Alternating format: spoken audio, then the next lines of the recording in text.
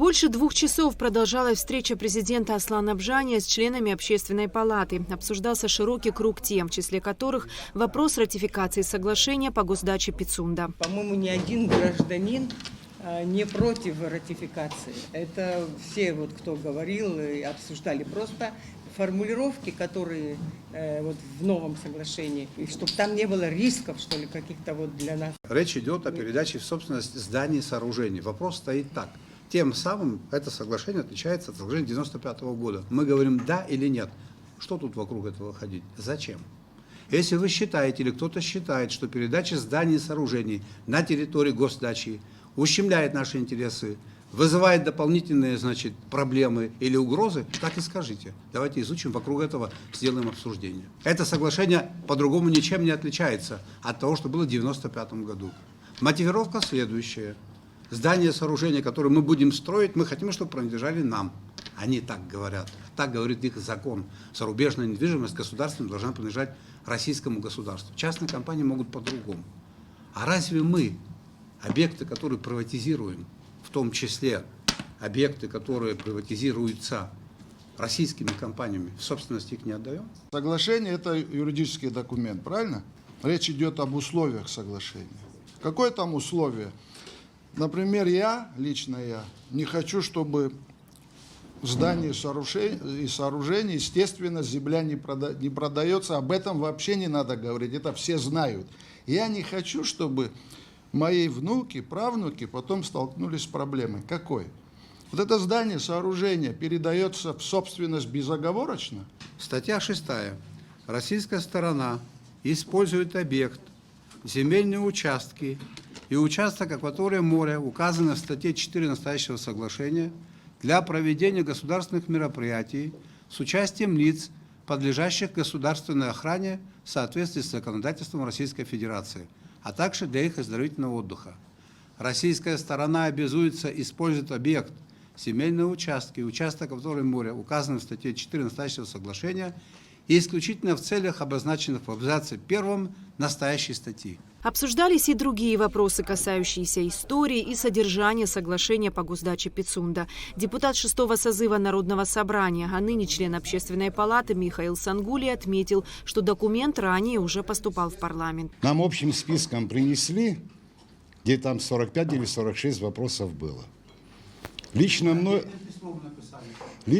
было сказано спикеру парламента, некоторые вопросы, которые не понравились, я ему сказал, я говорю, давайте пригласим президента или к нему пойдем по каждому этому вопросу, чтобы мы пообщались. Так и не... Я 3 раза пытался это сделать. Вы этот вопрос поднимаете. Да. Я просто хочу, чтобы люди знали. Да. И этого не было сделано. И официально парламент ответил только на письмо жителей Пицунды. Да. Вот какой документ есть. Михаил Петрович вам докладывает. Почему, по какой причине парламент не захотел рассматривать столь важный вопрос? Ну, у каждого там свое мнение, и большинство получило, что не нравилось то, что там было написано. Часть вопросов была посвящена теме инвестиций и привлечения собственных средств. У нас внутренний резерв очень солидный. Внутренний экономический, финансовый резерв в стране, не задействованный, не охваченный абхазским бюджетом, очень высокий. Но мы же живем в Абхазии, мы знаем, что с нами рядом происходит. Когда у людей появляются джипы, дворцы, объекты, при каких нюансах доступа их к определенным ресурсам. Большая часть населения, очень высокая часть населения, она находится в других измерениях. Как мой сосед, недавно старик сказал, слушай, я каждый день в ходе этих совещаний слушаю о миллионах, о 140% повышения сбора. Я, говорит, как я это почувствую, гражданин этой страны? У нас в городе Сухум 30 улиц, условно 40, в котором проживают по 2000. Но люди, которые живут на улице Гулия или на улице Джонова, ощутили государственную поддержку, получив новые дороги? Или не ощутили? Почему? Теперь я расскажу про наш источник. Вот у нас была проблема, с которой мы столкнулись на протяжении 2 лет. Аналогичной проблемы после войны в Абхазии не было. На эту проблему мы свои деньги потратили 1 миллиард. 800 человек врачей работало над решением данной проблемы. Назовите мне одну проблему, которая потребовалась концентрация таких финансовых усилий и столько времени после войны. А давайте мы сядем. А это что, тоже российские деньги? На встрече обсуждались и другие, не менее острые вопросы борьбы с теневой экономикой и коррупцией. Нам говорят, что вот мы стали немножко больше зарабатывать, но, так сказать, у нас теневая экономика растет. Нам же говорят это. Говорят, что несколько лет назад было 50%, а сейчас 65%. Называют такие цифры. Ну, называют. А мы вот не специалисты.